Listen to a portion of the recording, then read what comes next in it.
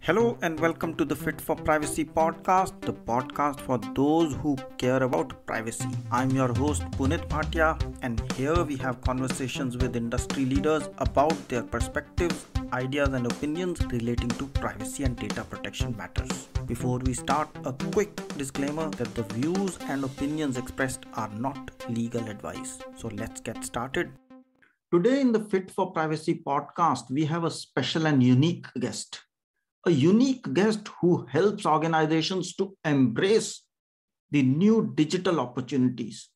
She has a unique philosophy on data, a unique perspective on data sharing, and believes in organizations adopting more open outlook, collaboration across ecosystems, and creating value. If it sounds fluffy, wait till she starts speaking and you'll realize the rich data philosophy she has, because she believes in a world of trusted data exchange, because that is the key to unlocking new business models and even reducing costs. A strong advocate of data sovereignty and coordinator of data sovereignty now. She's campaigning the like-minded organizations to urge European policymakers at all levels so that we as individuals can control our data. She has the wealth of experience in the domain of data sharing, and she has a unique education in artificial intelligence and psychology. Yes, artificial intelligence and psychology. And I'm talking about none other than Mariane ter Veen, who is the director for lead data sharing and public services consulting firm called Innope.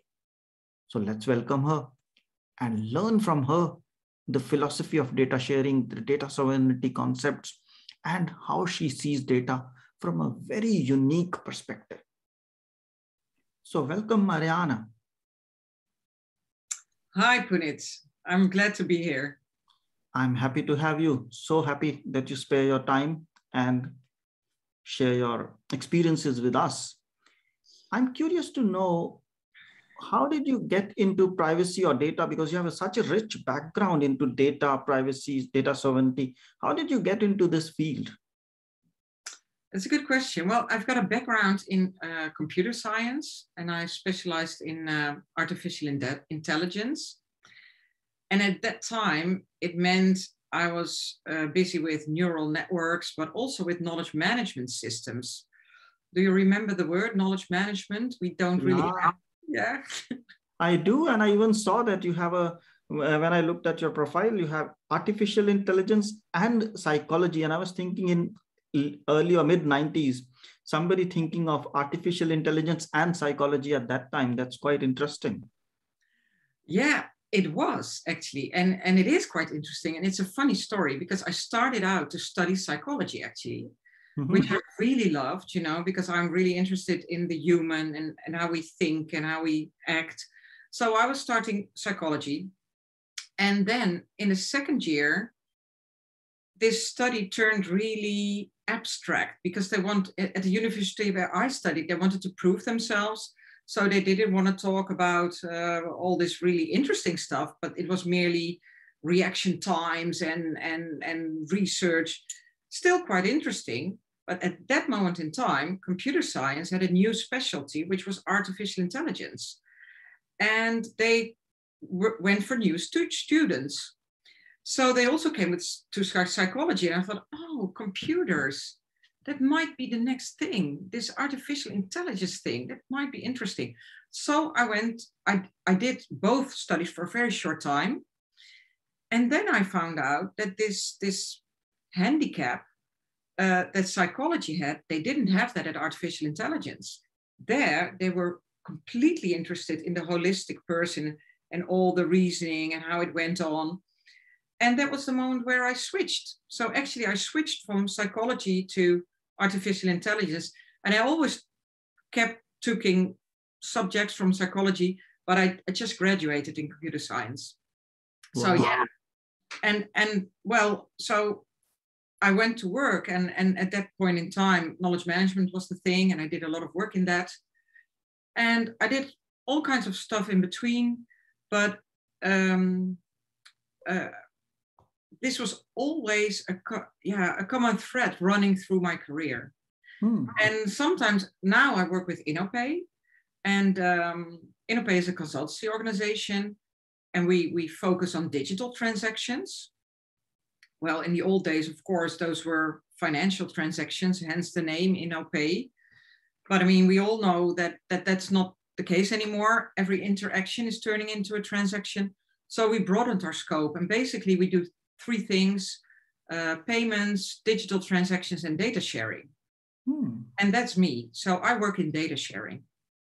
And sometimes I make the joke, nothing really changed, you know. And at those days I was doing knowledge management. Well, the world changed, but I'm still doing the same. I'm working with data, and I try to make an impact with data. So I try to make data work for people and for organizations to really create value. So for me, that is actually the common thread in my career. And obviously that is also how I came across privacy and how I ended up in this field, basically. Yeah. Very interesting, because protecting data or leveraging data and making sure data is shared in the right way and leveraged in the right way, that's the most important job that we have in the world today, because it's all about data. Well, Punit, I couldn't agree with you more. And I think that's exactly what I would like to talk to you about in this podcast. This use of data. So, I mean, for me, that's the most important part. Of course, protection is hugely important too. Yeah. But I think sometimes there's not shed enough light on the other things. So I think privacy is not just about protection. Privacy is also about the use of your data. Yeah. You should be empowered to use the data, because we are full people. And that, for me, that's a very important topic. Yeah. I would fully agree with you. And I'm very sure we are going to have a very exciting conversation, because I normally focus on privacy and data protection, but my idea is to get into topics like data sovereignty and the digital identity and all those things. But let me start with a simple question. When you think of GDPR, what one word comes to your mind? Yeah, so I kind of, from your previous podcast, I kind of knew this question was coming. So I thought about it. And for me, I chose a turn of cards. Turn of cards. A turn of the cards. Because for me, it really revealed to the world that we are human beings. So we are not mere consumers. We are not mere citizens, but we are humans with all the rights that with the full rights that come with that. And so for me, that's it. It revealed we're humans and we have rights. Exactly. And I think we as humans have the freedom or the ability and to choose, to make choices and to do what we want to do, what we like to do, each one of us. And that's where it fundamentally starts. And when it comes to the modern world, we are talking about the data, and then who do we share our data with, and who do we choose to share our data with, when and in which circumstances. That choice and that ability to choose should be protected. But another thing I like to clarify upfront is, what according to you is data sovereignty? Because it's often confused and often abused as well. So how would you put data sovereignty? The way I would define it, and the way we define it and speak about it, and we increasingly talk about the term, is it is the capability of an individual or organization to govern the data they generate. So that means you know where your data is stored, under what conditions, and that you have the capability to reuse that data in other contexts. That for me is data sovereignty. So in short, control over data you generate. That's a beautiful definition, because I have seen people defining it as a jurisdiction scope saying, if my data was in Netherlands and I like to keep it in Netherlands, or if it was in EU, I like to keep it in EU, India, then in India. And that's how they define data sovereignty, because they link it to a jurisdiction. And that to me is a narrower way of defining, because it's not possible in the modern world, in my view, to link it to a jurisdiction, because data will flow and data will get transferred, data will get shared across the world. But who it gets shared with and how it gets shared, and having that information, both transparency and control, I think that's a beautiful definition of putting data sovereignty. And I looked at your website and I was like, do they really mean it? And so let me check with Mariana when we speak this evening. So that's good to know about data sovereignty. So how do you see then in the digital world, when data is flowing, transferring, and moving at, they call it the speed of light as well, or say at an extremely fast pace, how can data sovereignty be maintained or retained by organizations? Let's look at it first from an organization perspective, because we collect data and then we have to protect it, keep it, give ensure control, and then we will talk about from the user's perspective. Okay. Yeah. Well, very well. Well, the way I see it, we were just discussing GDPR, and the way I see it, that there was a turn of cards. So it revealed that we have rights. But now you're touching upon, do we have the means to exercise those rights? And what can organizations do to help us get means to exercise those rights? Right. And so, of course, I think if you look at the EU, there's all kinds of developments. Maybe we'll hit upon that later. But if you look at organizations, I really think, just as you say, it's about the flow of data and the free flow of data, and not only cross borders, but also cross sectors. And it was, I think, one of the parliamentary members of the EU that said this afternoon, if AI is the engine, data is the fuel. Yeah. And we shouldn't just check on the engine, but also on the fuel. And that's, I think, really interesting, because as organization, you want to be able to have this data that you want to do all these beautiful things with. You want to innovate your products, you want to deliver better services to your customers. But in order to be able and remain being able to get hold of this data, I think you will have to look at data sovereignty. Because in the end, people and other organizations will stop sharing data with you. So as an organization, I think it's really paramount you look at this paradigm, and not just from a compliance issue, but really from a standpoint of what's my position in the chain, in the supply chain that I'm in, or in the chain that I am with my customers. And I think that organizations can do a whole lot to increase the data sovereignty of their partners and customers. Mm-hmm. But staying with organizations, let's look at two dimensions of it. Why should organizations care for data sovereignty? We do understand from a personal perspective, data sovereignty is important. Of course, if we look at it from compliance standpoint, the Data Governance Act or the GDPR or all these acts and laws that are coming up, we can say compliance, but compliance, we will look at the developments later. But why should an organization say that it's important for them? I think it's a couple of things. So as an organization, you have a goal. You want to produce something, you want to deliver a service, so you have a certain goal. And I think if you look at the developments, you will need data to deliver your services and create your products. The world where we were in years ago, that you had silos, that you were a company with how do you say it, fences around it, and you could be a big company. Those days are over. Solistically, I mean, on your own. Those days are over. Everybody is in a network. You need other organizations. You need partners. And you also need the trust of your customers. And I think the basic word here is trust. So as an organization, why you should focus on data sovereignty is in order to have that data that you need, and in order to get it, and in order to be able to use it, you need trust. Trust from your partners and trust from your customers. And I'm perfectly convinced that this movement of customers requesting data sovereignty will increase tremendously.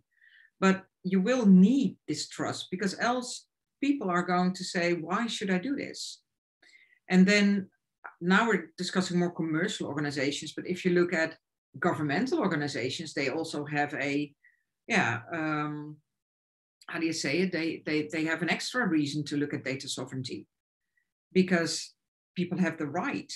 Mm-hmm. You know, if you are sending a letter, for instance, as a governmental organization, I send you a letter, Punit, that because of your income, whatever, you do get some allowance or you don't get a certain allowance. And now you get this letter, which is quite hard to understand. And it says the decision, yes, you will get this allowance, or no, you won't get this allowance. Wouldn't it be perfect that with one click, you could get to the data that led to this decision? Wow. That for me is really, truly data sovereignty.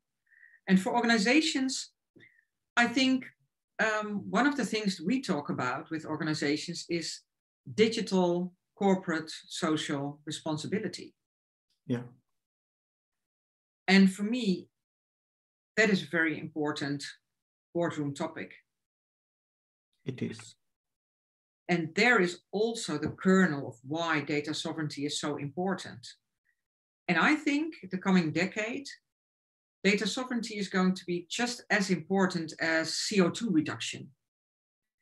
And I mean, if we look back, a few minutes ago when we, to the time when I studied. If we go back a bit longer, when I was in primary school, we had these afternoons where we would pick litter around the school because that was good for the climate.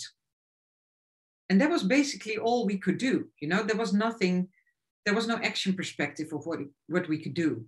Slowly, you saw some organizations advertising that we are a green organization, but it was merely marketing. There wasn't really something backing it up. Now it's really a discriminator. First of all, there's regulation you have to comply to, but also in order to keep your customer, you have to do something about your footprint.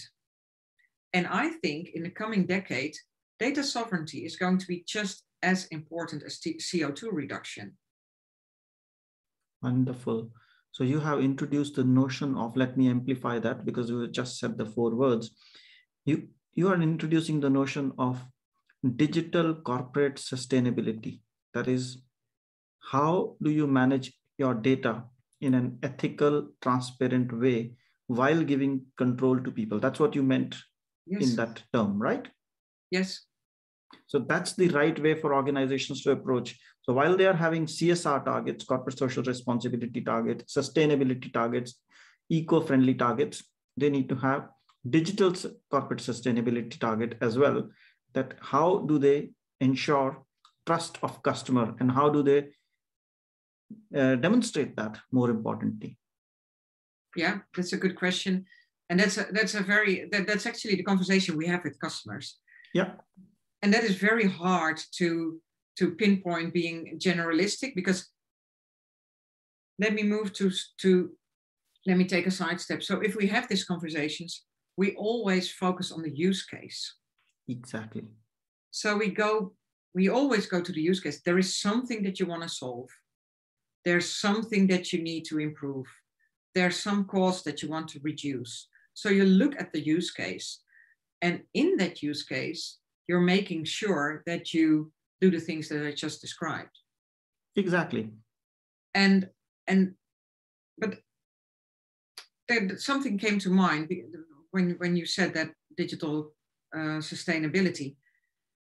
Sometimes it can be really practical. Yeah. Because we're also talking about data pollution and data leaks. A lot of organizations have created these great profiles of customers that they think they need in order to deliver services. And then they have this gigantic leak and they're in the news bed and get a lot of fines.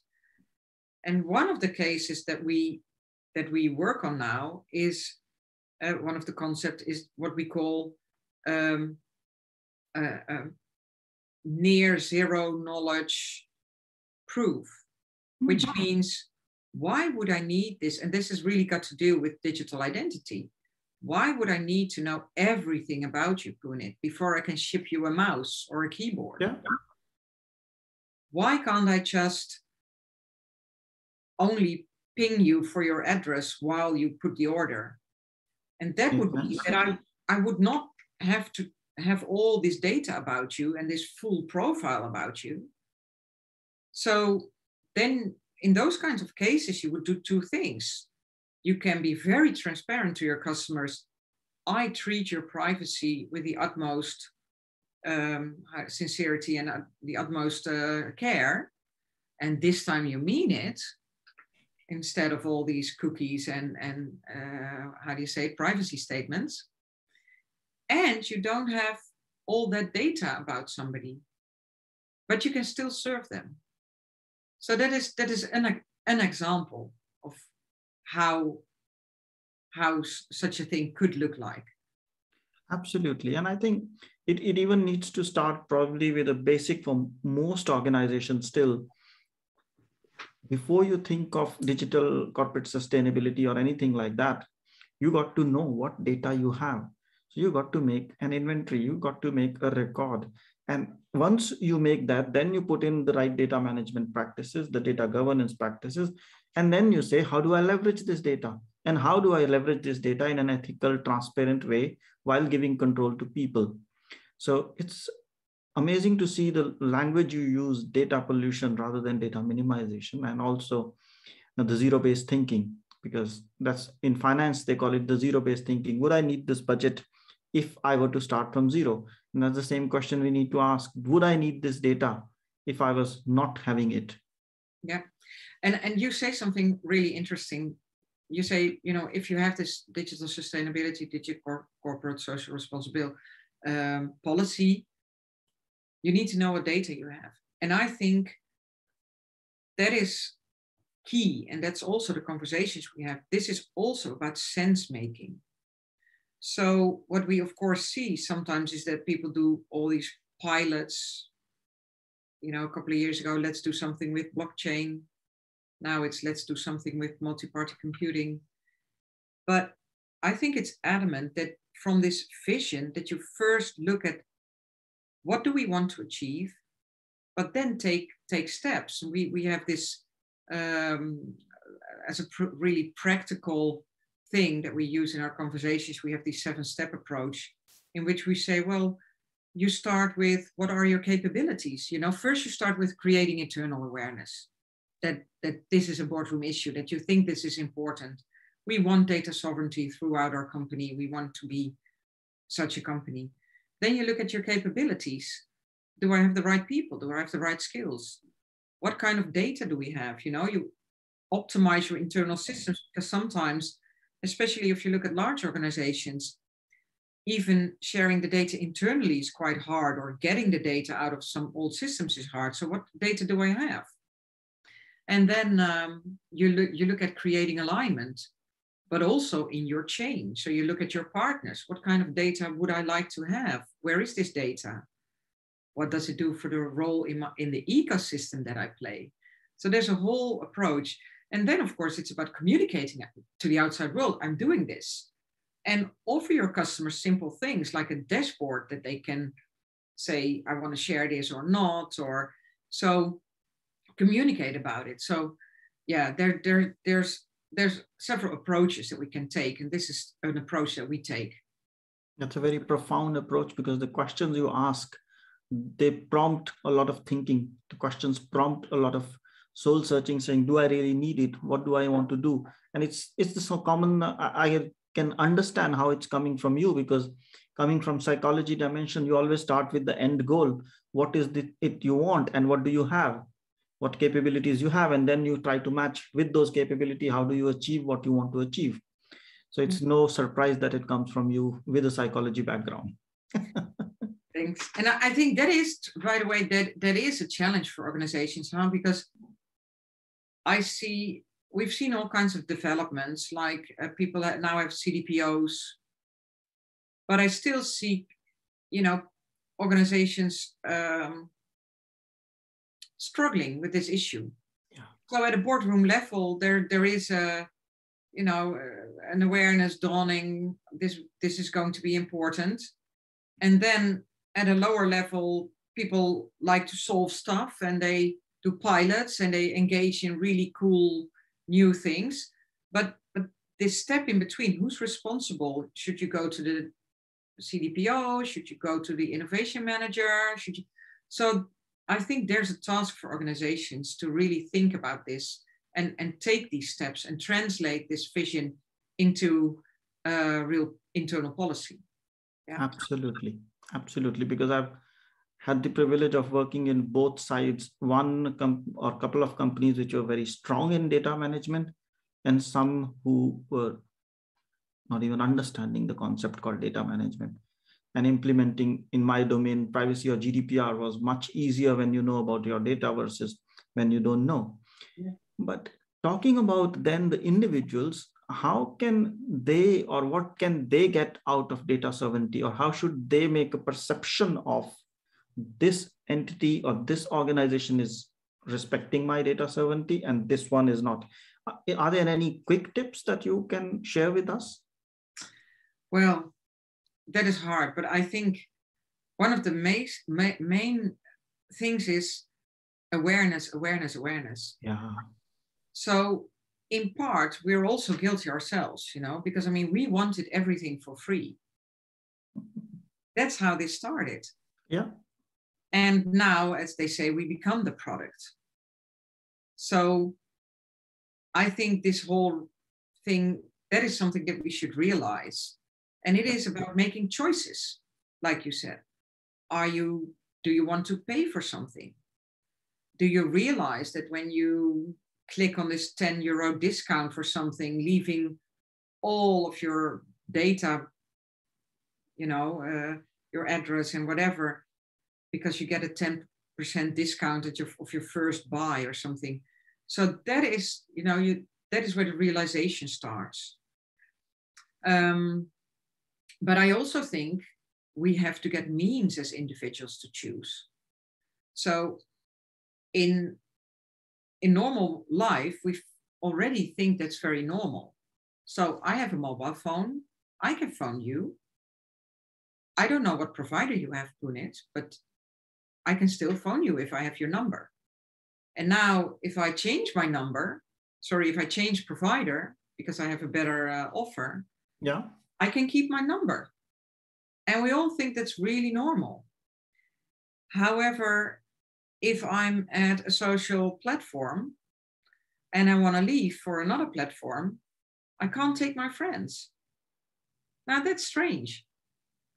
Mm-hmm. And a lot of people did encounter something similar was it April when this whole WhatsApp thing with the new agreement? The WhatsApp to Signal thing. So people moved to Signal, but they still kept WhatsApp because half of the friends was there. Yep. And right now, people are channel tired because, I WhatsApped you at Signal, people. And then we have WeChat and we have Telegram. And how do you keep up? Yeah. And why do I need to know that? So I think the awareness that is not normal and that we can change it, I think that's really important. Yeah. So you mentioned 3 things broadly. Be aware that you need to be responsible or you need to act in a certain way. Be alert that any of your actions can lead to anything. And the third being exercise your rights or demand the data is handled carefully, not misused. So all the 3 things together. Now, you're about to say something. Well, and for the third one, of course, there's a condition. I think we have to work on giving people the means to do so. That was what I wanted to add.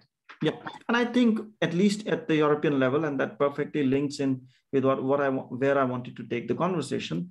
At the European level, we do have the means, we do have the tools, and when I say the tools, legal tools, in terms of GDPR, in terms of Data Governance Act, in terms of the other e-privacy regulation and AI regulation now coming up, the means to get that or be certain that you can ask those questions, because without that, can you ask right to data portability? No, but with GDPR, you can certainly ask or demand. Would you get it to the level you are saying? Certainly not yet, but with time, probably yes. So now at EU level, so we talked the organization and the personal level, but let's switch a little bit, say 10,000 feet high at a helicopter view. There are a few developments which we see in EU or the European level. So there has been GDPR now, it's already 3+ years. We are thinking about the e-privacy regulation. We have the AI regulation in draft, and we are also having the Data Governance Act and also the Cybersecurity Act and so on. And then the EU digital strategy. So how do you see these developments, and what's your view on that? My view on that is GDPR was a great start. And it also, as we know, rippled through the whole world. I think with the European data strategy, Europe really expressed their ambition to take it to the next level. And for me, the data strategy really expresses a radical different view on how we want to shape our society and how we want to deal with data. So the EU is very open about it. They say, oh. I know something disrupted your concentration, but that's okay, no problem. Yeah, my phone was ringing. So. That's the data. Data, yeah. I'm sorry. No worries, it's okay. It's human. Yeah, it's human. So I think the EU is very, very clear in what they want to achieve. And they say they have this human view, and I can't focus on that enough because we live in the EU, we think it's very normal. Right. But this humanistic view, I think, is a great asset. If you look at other geographies, if you look to the West, to the US, the focus is way more on the consumer, you as a consumer. And if you look at to the East, the focus is way more on you as a citizen and the state, being more dominant on what you can share. And the EU in their data strategy, they're very straightforward. They say, we have a human-centric focus, and we want to create a data market, a single European market for data, in which data can flow freely to the benefit of all. And I think that is really the development that I see. And of course, I see this regulatory train. So you didn't even mention them all. You have also the Digital Service Act and the Data Market Act. But for me, they are now putting that into place. And I'm very excited about it. And of course, it's going to take a decade. But for me, that's really, that's the view I have, that this is the direction they take. So they say single market for data. What they also say is we want to be able to freely throw this data, not only across borders, but also across sectors. So we have the single market for data, and then we have data spaces. And this is a concept they coin. So a data space is supposed to be this ecosystem, sector specific, in which all the participants of the ecosystem can share data. And you can imagine something. I mean, you can see that data sharing within health might require some other agreements than data sharing in logistics, for instance, or data sharing in finance. So what we see is, and I call that soft infrastructure. What I see is the data strategy says we want to put data sovereignty central, put people in control, and we need soft infrastructure to really be able to do so. And what is soft infrastructure in my mind? Soft infrastructure is agreements that make it possible to share data. So, I mean, we have the hard infrastructure, the roads and the railways, but still we also have a lot of soft infrastructure around it. If you have a collision, you know what to do. You have this European form, you have to fill it in. And so there's a lot of, their liabilities are arranged. So there's a lot of soft infrastructure around it too. And I think we need soft infrastructure to enable people and empower people in organizations to really share this data. And that is something I really believe that we will create this. So then you will have this soft infrastructure of agreements. And on top of that, you will have these data spaces with specific agreements you need in order to share data in those sector-specific ecosystems. That's a very interesting concept, the soft infrastructure. I always looked at all these legislation or regulation coming in, and I, of course, look at it. And I appreciate these legislation because it's possible in Europe. Because when we talk about other geographies, it's not possible. It again links to the value hierarchy of needs, because when your needs are fulfilled, then only you can look at it. Because in some countries, and I can say this to you with your psychology background, in some countries, people are struggling with their basic needs. Yeah. So you cannot talk about digital, and you cannot talk, or digital is all about enabling those needs, fulfilling those needs. But here we can lay the infrastructure, or the soft infrastructure, as you call it, and set the foundations for a future in which these data exchanges can be happening much more simply and much more amicably, and with trust, more importantly. Absolutely. And this might still sound really abstract, but if you go back to the example we were just discussing of me being able to phone you, that's soft infrastructure too. You know, this whole global GSM protocol, that was soft infrastructure too. Yeah. So we proved that we can do it. And now we just need to do it again. And I think you mentioned the Data Governance Act. And in there, I think is a hidden gem, which is called the Data Innovation Board. Yes. And that, I think, is we have to polish that gem and empower it and make it really strong. And I think that could be the base for this soft infrastructure. Absolutely. The Data Innovation Board, the Ethics Board, the Privacy Board. I know we are saying for some people, we are creating too many boards and too much bureaucracy, but that is the creative tension we need within the organization to function appropriately and not let things slip by. Yeah. And it's also I think the political reality. Yeah, and again, in the large corporate, you have vested interests from multiple people, and you need to balance them through these channels or these governance bodies. So let me shift the perspective to something which I call it trick questions or challenging questions. So if you were to choose between, and in your case, the corporate social responsibility in normal terms and the data social responsibility, which one would you choose? I know there's no right or wrong answer. It's just a choice. I choose digital. I would have expected that. Yeah. And yeah, go ahead. Well, there should be no surprise, but I think it could even underlie the other one. Because if we get this right, we will also get a lot of data to solve all the CSR things like climate change. And that's why I choose for the digital version. Good.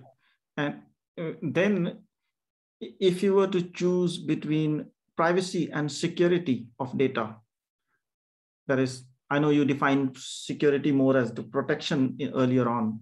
So if you were to choose between privacy and security, what would you choose for your data? There can only be privacy. Again, if you look at security, you can also really look at it from a privacy by design perspective.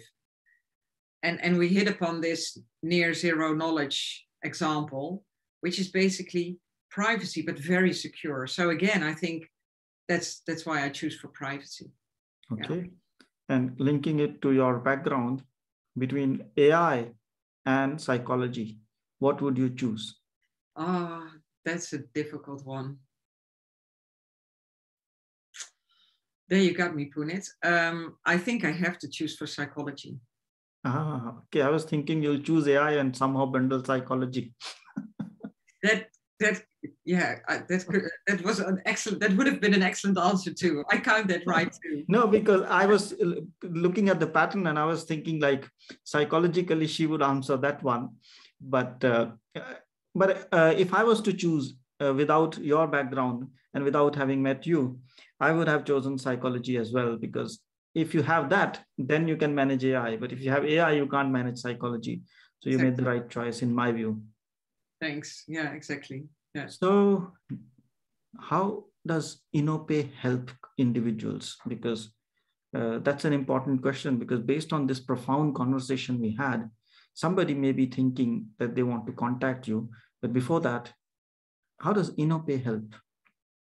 So our customers are organizations, both in commercial organizations and governmental organizations. But also we serve groups of organizations or ecosystems. So we created trust schemes and trust frameworks in the past. And I was involved in creating a trust framework in logistics myself, which was called iShare. And I think if you look at the individual, we don't serve single individuals, but we serve individuals by helping organizations embrace the benefits of the digital transaction era, and doing so in a way that serves them, but also serves their customers. And I'd say that is the way that we would serve individuals. Absolutely. So you serve individuals through corporates. Yes. You were about to say something. Yeah, and I can't remember, sorry. It wasn't that important. If it was important, it would come back. Yeah. Okay. So now, if somebody says they want to get in touch with Mariana and understand more or have a conversation or whatever, or do business with you, what's the best way to contact you? You can always find me on LinkedIn. And of course, you can always find me through the Innope website. And if you thought this conversation was interesting, we've got a great newsletter that we send out, The Insider. Mm-hmm. And I recommend people to click on it and keep in touch with us and keep up. Absolutely. At least I would subscribe. And what we can do is, if you send me the link, we will put it in the show notes and make sure that people can get to the subscription link. Yeah, perfect. Yeah, sounds like a plan. So it didn't feel like that I was having a data or a privacy conversation. It was very enriching. And I was also watching time. It was extending, but it was worth the extension. So what I would say for now is thank you so much for your time. And thank you so much for sharing your experience and the profound perspective or philosophy you have about data. Thanks a lot, Punit. It was a pleasure. Yeah. Thank you, Mariana. Thanks for listening. And now we ask you for some help. Take a moment to subscribe and review this podcast. Your support matters. And if you have done it already, thank you so much. Now, if you have questions or suggestions, drop an email at hello@fit4privacy.com. And finally, if you know someone who will benefit from this, share this podcast with them and help us grow. Thank you so much. Stay safe and see you next time.